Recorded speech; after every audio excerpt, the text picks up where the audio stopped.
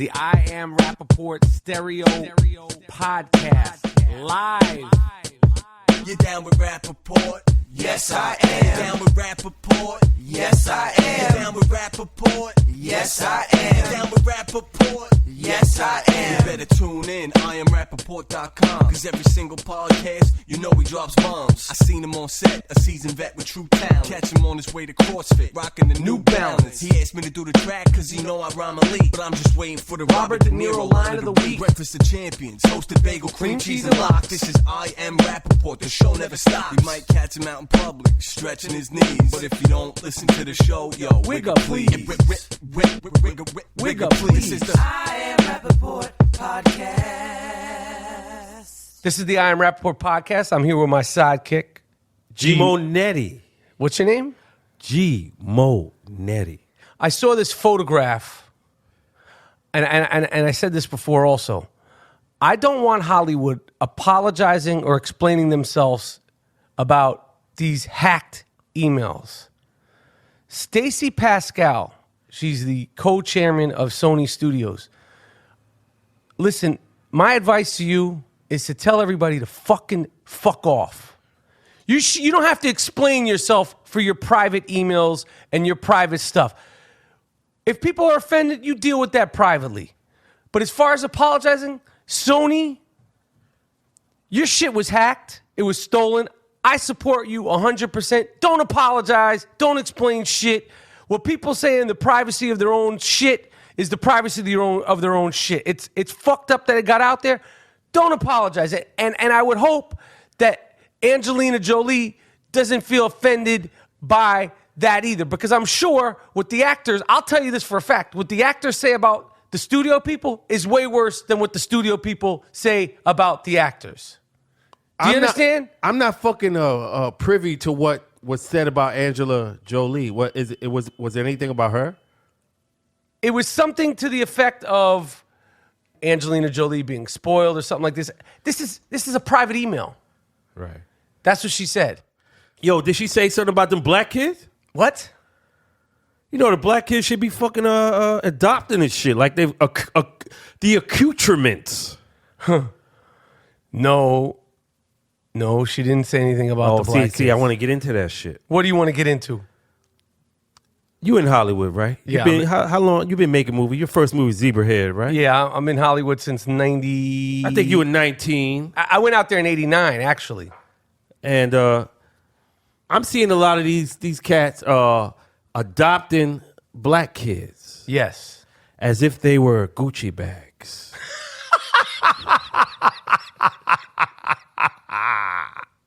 Yo, wait a minute. What do you mean? Like, what's wrong with that? They're adopting kids. When you go on the red carpet, right, and you want to outdo everybody, you don't put a dress on. You get a black kid. That way you fucking one-up everybody. Oh, fuck. And I find that appalling. Why is that? Because you got white kids in Slovenia and all those war-torn countries in fucking Europe. They need help too. You coming out here and you adopting black kids and you putting them in the world that they have no idea. What if they want to go to Freaknik? What if they want to go to these black things? You don't even know about this shit. I don't like it. I don't like it. What about I can't adopt a white motherfucker though. You can? I can't. They gonna turn my ass down. Oh, you, Gerald. Gerald is a black man. Yes, sir. You gotta articulate that sometimes because new listeners just a lot of motherfuckers don't know. All right, check this out. Black American, Brooklyn, New York, Brownsville, Ike Tyson type shit. All right, go ahead, rap. Oh, that's who you. That's your background. That's your pedigree. That's me. Okay, so you think this is an organic conversation that we're having here. I like this. You think that if you tried to adopt a white girl, you would have trouble? Yeah. Considering, let's assume all your paperwork. Let's assume I'm a star. Let's assume you're Will Smith. You're Will Smith. Non-threatening black male. Yes. Would they give me Laura Ingalls?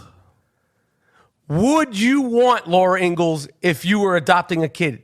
You, be honest, I'm straight up. If you were adopting a kid, Gerald, would you go, you know what, like, would you naturally think of, or would you think of the kid or the situation? Like, what would you think of? Be like, yo, you know what, Gerald, everybody must adopt a kid. What would you, as a black man, or you just as Gerald? And a black man. Gerald, the black man. Yes, sir. Who would you go to adopt? I would go get the kid from Slovenia. A white kid. Yes. Why is if that? I'm a star. No, you're Gerald. No, I want to be a star, motherfucker. I want to be a star. Okay, Because Angela Jolie ain't Angela Jolie. She's a star. She's a star. She would never adopt no Negroes if she wasn't a star. Oh, you're saying she's only adopting accoutrements. What about Madonna? She has some accoutrements. You go to the red carpet, you got that black baby on your arm. You one up everybody. Do you think it ain't a dress? Articulate the hair care for little girls. See, that's another thing. Break that down.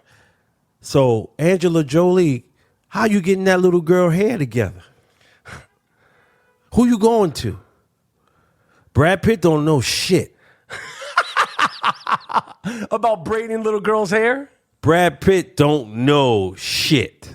About what? About black people's hair. You don't know about black people's hair. So how you going to get that braided with the beads in it?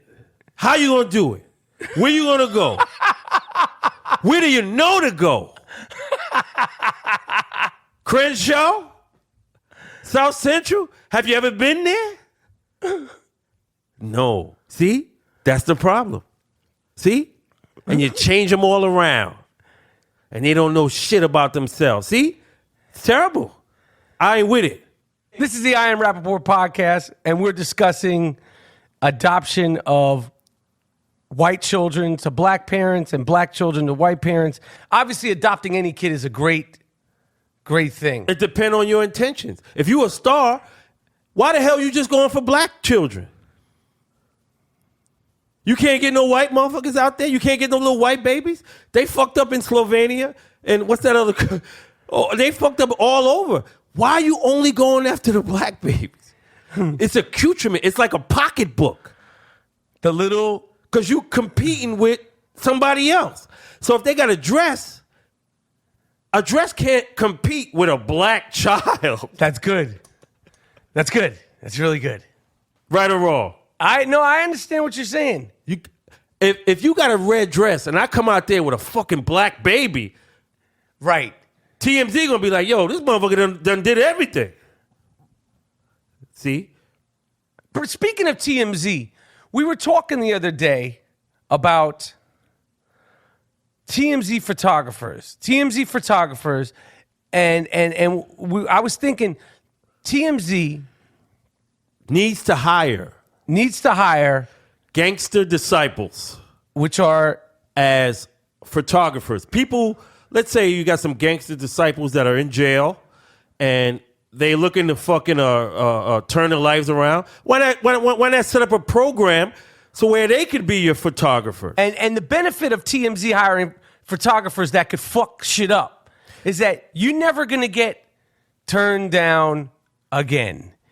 You're never gonna get jumped by a star again. Kanye ain't rushing them.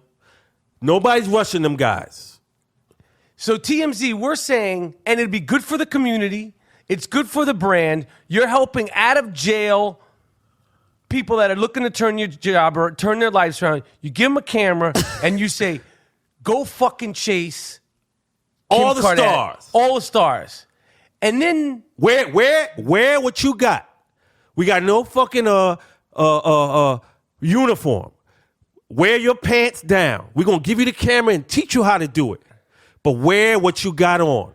And you think that'll be the end of the stars stepping to the paparazzi? Yo, they'll try to rush them, and then they'll turn around and be like, oh, shit. Wear them curlers. Like, you know, in L.A., they have the curlers in their hair. So you're saying like straight up criminals, like, and they're working for the TMZ. But Exactly. And TMZ is going to have no problems getting footage anymore ever again. Because they're great at photography because you have taught them, but they look the same. And they can fuck shit up. And they take time life quality pictures. Right. And they're just out of prison. And you have no fucking problem with them being in jail and them getting rushed and them getting knocked out. Who's getting knocked out? The photographers that you had prior to the Black Peace Stone Rangers. Who the fuck is that? I think that's a gang. Oh, you're going to have them be the photographers? Yeah. Anybody who gets out. Anybody who could fuck shit up. And who wants to change and say, yo, I ain't with all this shit. Do you think Kanye would go after some rough-looking photographers? No. Do you think Sean Penn would go after some thuggish, ruggish photographers? If Sean Penn turned around and saw a motherfucker with curlers in his hair photographing him with his pants at his knees, I would think he would think twice. Right. Before running You're at going him. to give that fucking interview. Yeah. You're going to give that little anecdote when you're leaving the dentist's You're office. going to say anything to get that guy away from you. Right. I think it's a good fucking idea. I think it's good for TMZ. They're helping folks out. Another thing I wanted to get into. Oh, shit. Latrell Sprewell. Oh, what about him? Where is he? I think Latrell Sprewell is back in Milwaukee. Apparently, he's broke. Oh, fuck. Apparently, Latrell Sprewell is broke. Now, let's examine now how could this man be possibly broke? Yo. He had a max contract. For the Knicks. Right? And they paid him. Yes. You live in fucking Milwaukee. Cost of living is cheap. You can buy a mansion in Milwaukee for $500,000. Right. If I have a max contract, that means I make $100 million. What Why isn't that house paid for? They took the fucking house. Why isn't that house paid for? You can pay that shit in a fucking week. Why isn't it paid? I don't know, man. Latrell Sprewell was a great Knick. He was beloved in New York. We love him. We love the braids. Yeah. Trail, Come on the show. Come on the show and explain yourself because I don't tell me that maybe Mom Dukes, her friends, everybody fucked up the money? They fucked up the money, Latrell, but explain you know what? You yourself. An open invitation to come to the I Am Rapaport show. Please. You could come on here. You could talk about choking out PJ Carlissimo. You could talk about... Oh, I can tell you why he did that. Why did he do that? PJ For those who don't remember, in the mid-'90s, PJ Carlissimo, was it the mid-'90s? We don't check facts. It could have been the 80s. No, 80s, he coached Seton Hall. No, but I'm saying in the 90s, he was coaching the Golden State Warriors. Yep. He was a college coach, a former college coach, and he's in the pros, and he had an old school way of coaching. He was like a screamer. You know what he was? What? He was a no-good slave master. Oh, shit. He fucking yelled at people like they were shit. And what happened? You're yelling at grown men who get paid more than you. Mm. And Latrell got fed up. So Latrell, come on the show and tell us what happened. Because no one knows that story. No one knows why you choked the fucking shit out of PJ Carlissimo. You ran at him and you were ready to fuck him up. No, why were you ready to fuck him up? He put his fucking hands on his throat. Exactly. But afterwards, after he choked him, they couldn't hold him back. He wanted to get more. Yeah, come on the show and explain yourself. You're a Knick, and this is a Knick broadcast. This is a Knick broadcast. That's right. You're a Knick. Come back to New York, Spree. You'll find business in New York. There's enough. You have enough fans in New York City or go to Golden State. Get the fuck out of Milwaukee. Come to New York. Let me advise you on a few things. People love you in New York. There's money Spree. to be made in New York, Spree. Yep. Trust me. He just has to fucking explain himself. All you got to do is explain yourself. Yo, you know what, Spree? Fuck the podcast. We could do the 30 for 30 anytime. Latrell Sprewell, anytime you want to do the 30 for 30, you know that you have carte blanche. That is a story that is dying to be told, and people would be excited to hear you talk. And I'm not saying this just about the PJ Carlissimo. You are a heavily influential basketball player. Allen Iverson credits you as being his favorite player. Like, yo, I'm not just talking about choking out PJ, but of course, that's something that we're going to have to get to.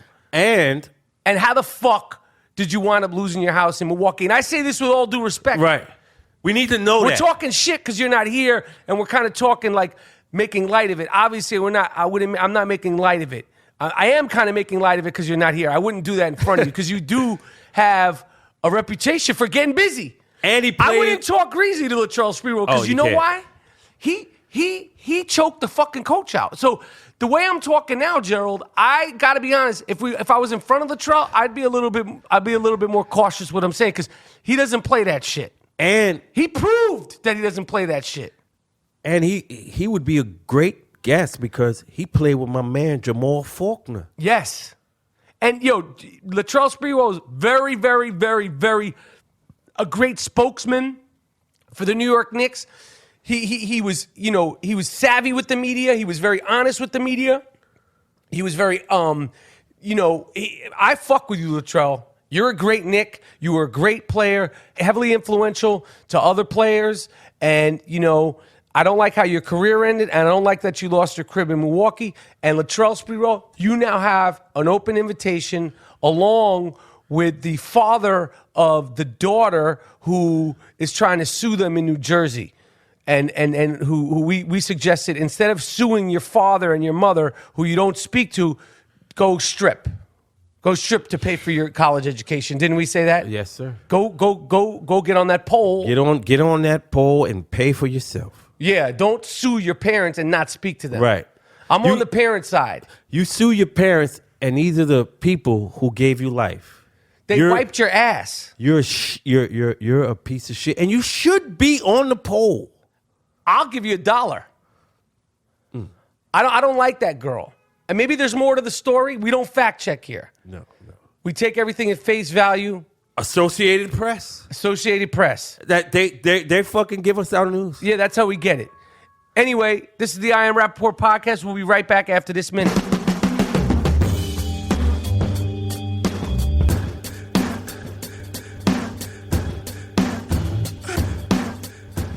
Damn, that right there is some shit.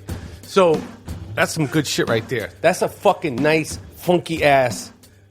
That's some funky shit right there, G. Yo, I like that. The organ is something. Listen, I want to ask you guys a question. I've talked about this. It's been a through line.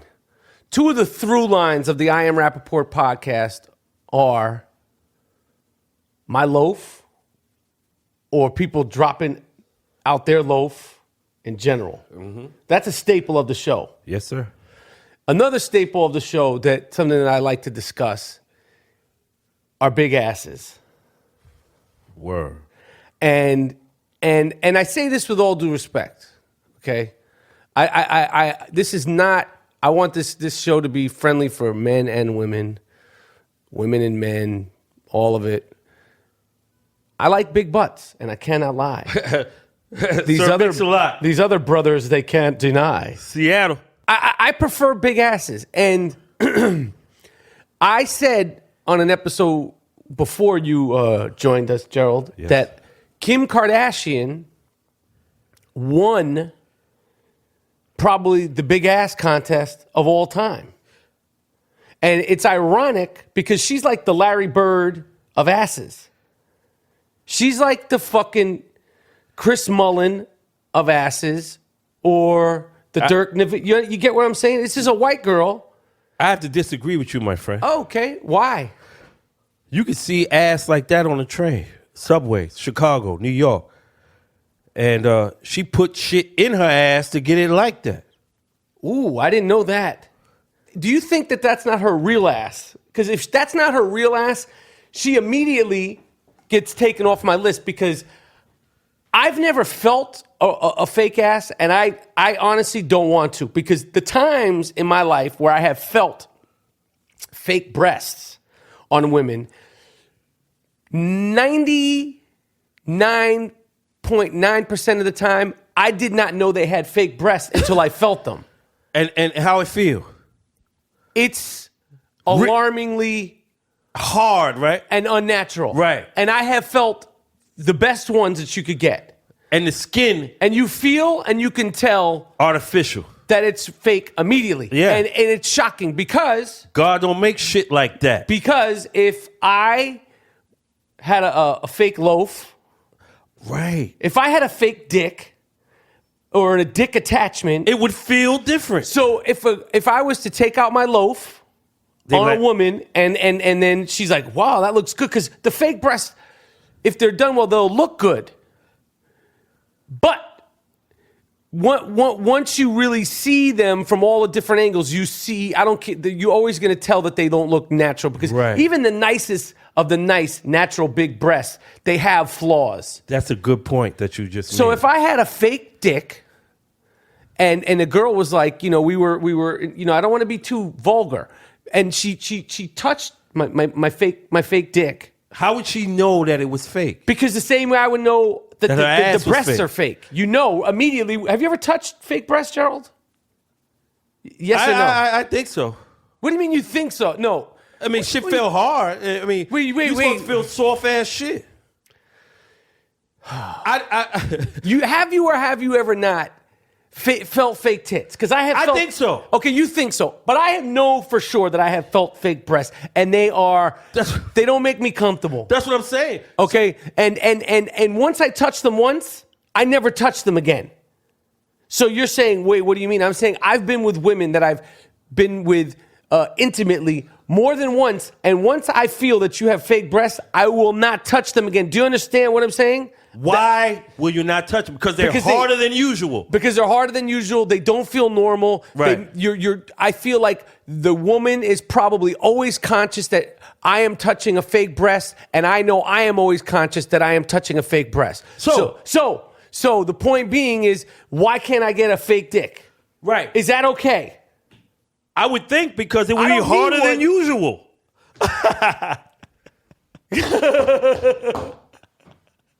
Right? If you're gonna grab it, right? Nah, yo, It's harder than it's fake. it's a fake dick. Right. So you touching fake tits, and it's harder than like 'em. usual. I don't like So if 'em. you're gonna touch a fake cock, it Okay. a fake loaf, it gotta be Good harder one, than good one.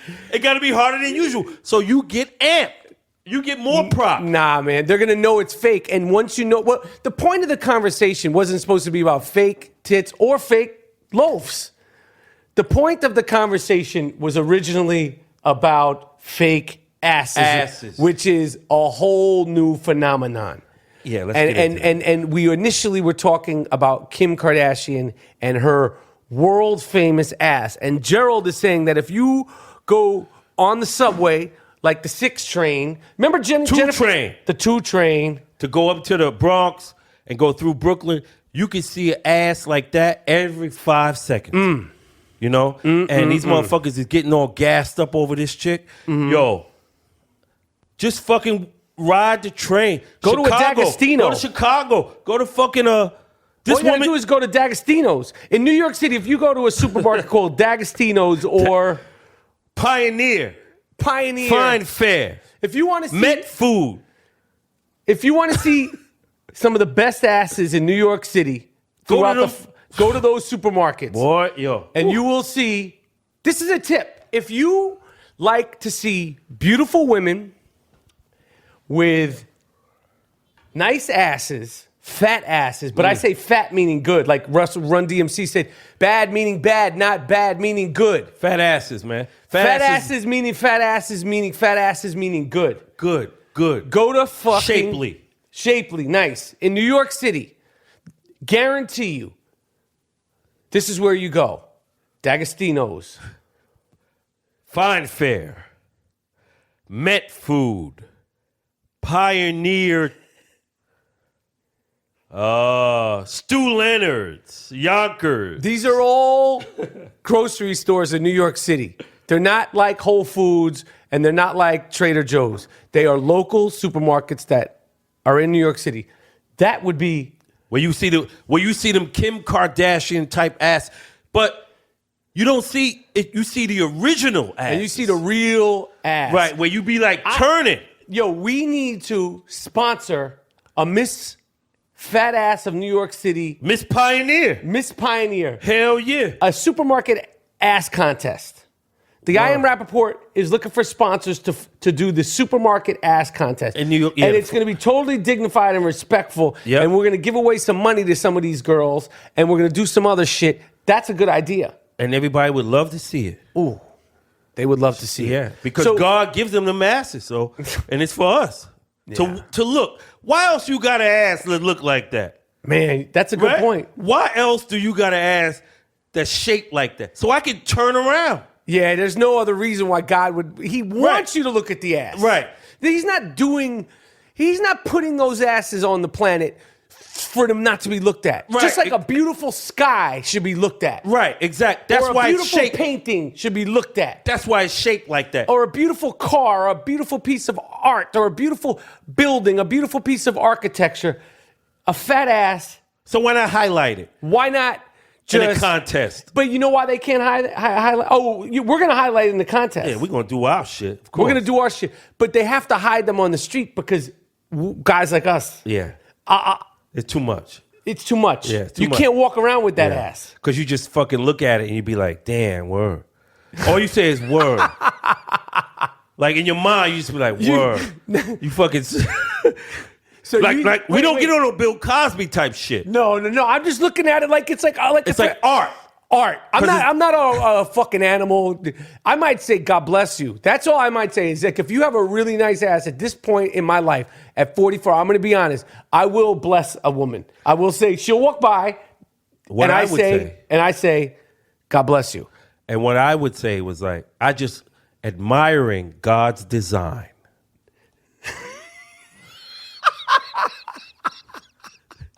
You would say that? I'm just, I kicked it to a chick like that. You said what? She said, why you looking at me at my ass like that? I said, I'm just admiring God's design. Because you ain't make it. You ain't make that ass like that. God made that. Right? And he made it for me. You specifically? G Moody.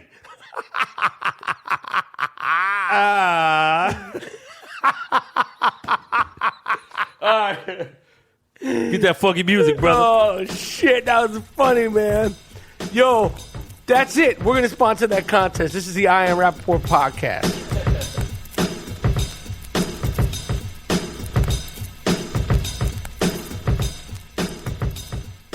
This is the I Am Rapaport stereo podcast. And isn't it nice in here? It's neat in here, right? It's very clean and Very clean. Nice smell. I keep a clean environment. You used to be a slob. Yeah. You used to be a fucking slob, and now you're like a clean guy too. It was fucking for you. You called me one time. You don't remember this. I got to fucking refresh your memory. I was staying at your house on 20th Street, I think. 20th Street, 1st Avenue, 18th Street, one of those. You said, Gerald, you're a fucking pig.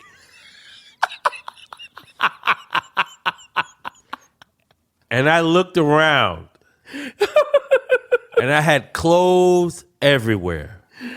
Oh, shit. And I said, I am. You said, Gerald, you're a fucking pig. And it was that made me change my whole shit up, shit, son. man, give me five. Word to mother. Thanks. Yo. Wait, you wait. are responsible. Thank you. I appreciate it. I never knew that. Because you one of the neatest motherfuckers ever. Thank you. A lot of people don't know that about me. Yeah. People assume because I have a messy way of presenting myself, although I'm not dirty, I shower once, at least twice a day, but there's just something about my disposition that when people come to my home, they're like, oh shit, they expect it to be like a fucking zoo haven. You made me look at myself. And this, what year was this? 91, 92. No. Because you No, listen, no. 90, later. It had to be later. 95. 95, 96. Yeah. Was I there or was I not there? You fucking looked at me dead in my fucking eyes. You said, yo, Gerald, you're a fucking pig. Now, coming from you, you know what I'm saying? Like, Like, yo, I've known you for a long time, so I took that shit to heart. And I looked in the mirror, I said, yo, this motherfucker is right. See, I'm a fucking piece of shit. Why else would he be saying that? Yeah, man, it used to be sloppy as Yeah, fuck, man. I done changed that, though.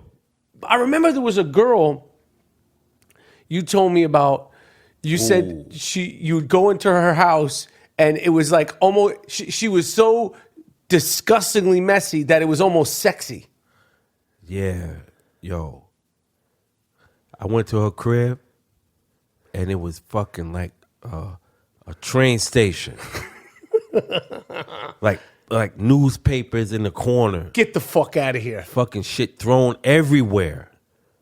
But, you know, she was sexy. So you look at all that shit and you just get hyped. Right? You see that. I'm sorry. You look at all the dirt and the trash in the apartment and you get hype off of that? Yeah, because this woman looked good. She looked good, but she lived like a fucking giraffe. She lived like a giraffe. But it don't matter.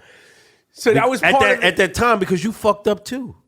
Right. Like you're not in your right mind. Right. You're looking at homegirl like, yo, it don't matter. Like, oh, she raw like that. So you're saying that because she was more messy and like the environment was filthy and she was like a sexual being. It just was like some freak off craziness. Right. Like you're a rocket and you'll overlook. You don't overlook it. It's part of what's making it. Yeah. It's part of the session. It's part of the session. Damn. That's exotic. I have to tell you that I think that probably most people haven't experienced that.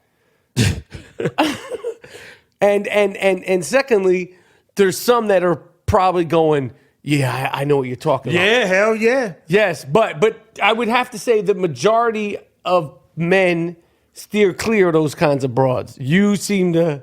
It depends on how fucked up you are. In your head. Yeah. He's not saying, when you're saying fucked up, you're not meaning, you're saying you're drinking. Do you have to get your head? But the first time you went over to this dump, you didn't know it was going to be like that. Why didn't you just run out then? You see, when you fucked up and you drinking, everything is good. Oh, okay. You know, so you see him homegirl, you like, yo, some shit gonna jump off. Right. Fuck the hamper. Fuck the clothes all over the floor. You see? Fuck the toilet overflowing. Yo, her toilet was overflowed? Yeah. Are you serious? Yeah. You close the door. You know, you fucked up. You're not in your right mind. Your gonads. Right. Your gonads is on fire. Wow. This is back in the days. You see? So what? It's part of life. Yeah, I get it. That's you get a bum ass bitch every now and again. Oh man, Uh-huh. He just referred to a woman as a bum ass bitch. These are not the feelings, thoughts, or views of the I Am Rapaport podcast. But you know what I want? What? I want to bag one of them the women that wear them burqas.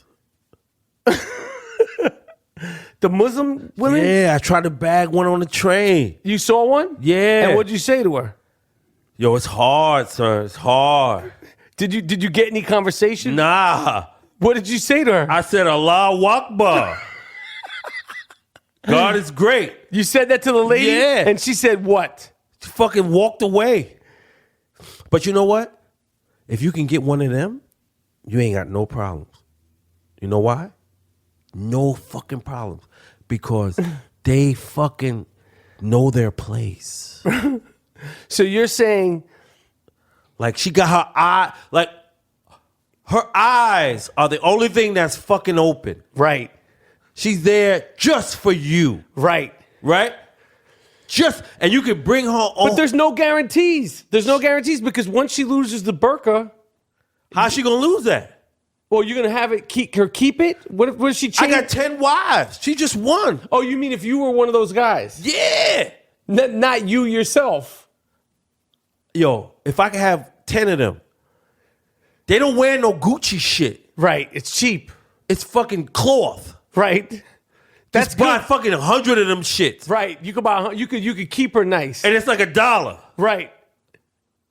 Yo, I tried to bag on the train. I tried. And she said, This got is nothing. American motherfucker. This is a Negro. Right. This ain't a Muslim. This Right. is a fucking American Negro. But you said Allah Akbar. and she was on that bullshit. She wasn't going for it. Yeah. This is Michael Rapaport and G Moody. we are getting ready to sign off. It's been a good episode. Hope to talk to you and hear from you and your responses and thoughts soon. I am Rapaport Podcast.